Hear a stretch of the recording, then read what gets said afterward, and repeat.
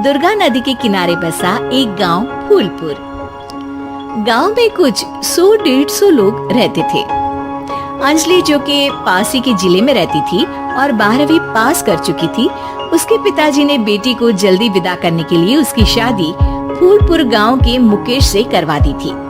मुकेश कभी स्कूल नहीं गया था और इस कारण वो पढ़ा लिखा नहीं था और बाकी गांव वालों की हालत भी मुकेश जैसी ही थी।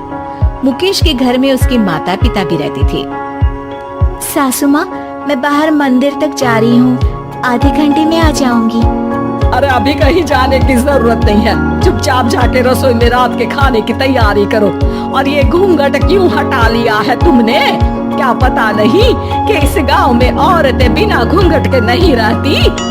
रात में अंजलि छत पर जाकर अपनी मम्मी से बात कर रही होती है।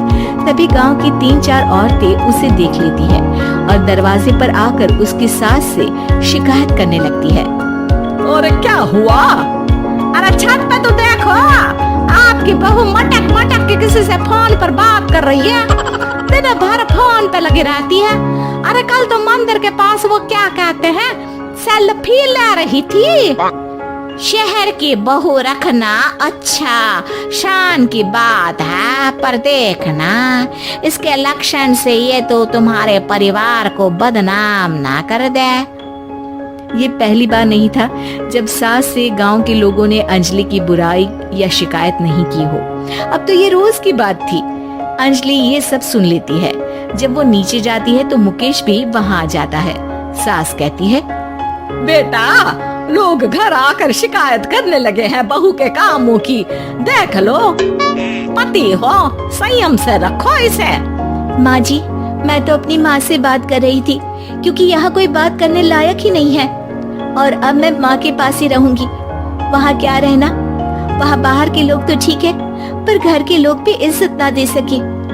अरे नहीं नहीं अंजलि, ऐसा नहीं है, धीरे धीरे सब ठीक हो जाएगा, तुम फिक्र ना करो। अरे बस कुछ बोलना ही नहीं है, सर पे चढ़ा रखा है बहू को। सास मुकेश की नरम बात सुन के वहाँ से मुंह चढ़ाकर चली जाती है। मैं तो कहती हूँ हम दोनों शहर चले जाते हैं। मैं पढ़ी लिखी हूँ, मुझे वहाँ नौकरी भी मिल जाएगी और थोड़े दिनों में आप भी वहाँ कुछ काम ढूंढ लेना। अरे नहीं नहीं अंजलि, हम यहाँ ना गांव का खेत, माँ पिताजी को छोड़कर शहर नहीं जा सकते। माँ पिताजी को कैसा लगेगा और गांव वाले क्या सोचेंगे? ये कहकर मुकेश सोने चला जाता है और अंजलि की गांव वालों द्वारा बुराई का सिलसिला बहुत दिनों तक चलता ही रहता है। लेकिन अंजलि गुस्सा ना दिखाते हुए समझदारी से काम लेती है। बारिश का मौसम चालू हो जाता है। जोरदार बारिश से पूरे गांव में हाहाकार मच जाता है। दुर्गा नदी में बाढ़ आ जाती है और बाढ़ का पानी पूरे गांव की फसल तबाह कर देता है। फसल की ये हालत देखकर गांव वाले निराश हो जाते हैं और बात तो यहाँ तक पहुँच जाती है कि कुछ लोग तो अंजलि को इस सब का दोषी ठहरा देते हैं। अरे पूरी फसल तबाह हो गई, पता नहीं किसकी नजर लग गई है। अरे जब से चौधरी परिवार में ये शहर की बहू आई है ना, तब से ही गांव की शांति चली गई है। इसके कर्म कांड से माँ दुर्गा नदी भी खुश नहीं है। ये सब सुनकर बेचारी अंजलि रोते हुए अपने घर चली जाती है। कुछ दिन बाद सभी गांव वाले अपनी फसल का मुआवजा लेकर अपने अपने घर आते हैं। मुकेश भी 1500 लेकर आता है। अंजलि को जब पासबुक दिखाता है तो अंजलि हैरान हो जाती है। अरे ये पासबुक में तो उन्होंने 4000 की एंट्री करी है और आपको सिर्फ 1500 दिए। सच में? अरे वो सरकारी अफसर आपको बेवकूफ बना रहे हैं। सरकार की तरफ से हमें 4000 मिले हैं, लेकिन बाकी का सारा पैसा खुद ही खा रहे हैं। आप लोग के अनपढ़ होने का फायदा उठा रहे हैं। ये सब सुनकर मुकेश परेशान हो जाता है, लेकिन अंजलि उसे हिम्मत से काम लेने को कहती है और सुबह होते ही मुकेश को पंचायत कार्यालय ले जाती है और साथ में गांव के और लोगों को भी। आप सरकारी बाबू क्या गांव के लोगों को बेवकूफ समझते हैं? आपको क्या लगता है ये पढ़े लिखे नहीं है तो आप कुछ भी मनमानी करेंगे? ये बेचारे दिन रात इतनी मेहनत करते हैं, ये हमारे अन्नदाता हैं और आप इनके साथ ऐसा धोखा करते हैं।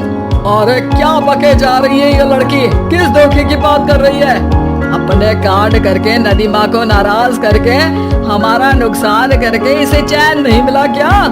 सरपंच जी, इन सरकारी बाबू ने मुझे बेवकूफ बनाया है और मेरे हिस्से के पैसे खुद चट कर गए। बस ये सुनते ही सरपंच वहाँ से दुम दबाकर भाग जाता है। पता चलता है कि जनपद अधिकारियों ने गांव के सरपंच के साथ मिलकर सबके साथ धोखा किया है।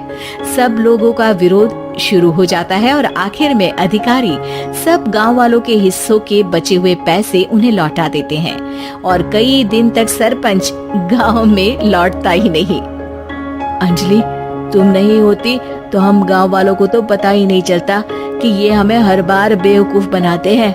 हाँ हाँ अंजलि बेटी, हमें माफ कर दो। हम सब तुम्हें बुरा भला कहते रहे, लेकिन तुमने ही आज हमें बेवकूफ बनाने से बचाया है। हमें तुम पर गर्व है बेटी। अब समझ आया कि सरपंच तुमसे नहीं, तुम्हारे पढ़े लिखे होने से नफरत करता था। क्यों ना इस बार हम अंजलि को ही सरपंच पद के लिए चुन ले? क्या कहते हो गांव वालों? पढ़ी लिखी सरपंच। बस पूरा गांव अंजलि के लिए ताली बजाता है और अंजलि की सास उसे खुशी से गले लगा लेती है।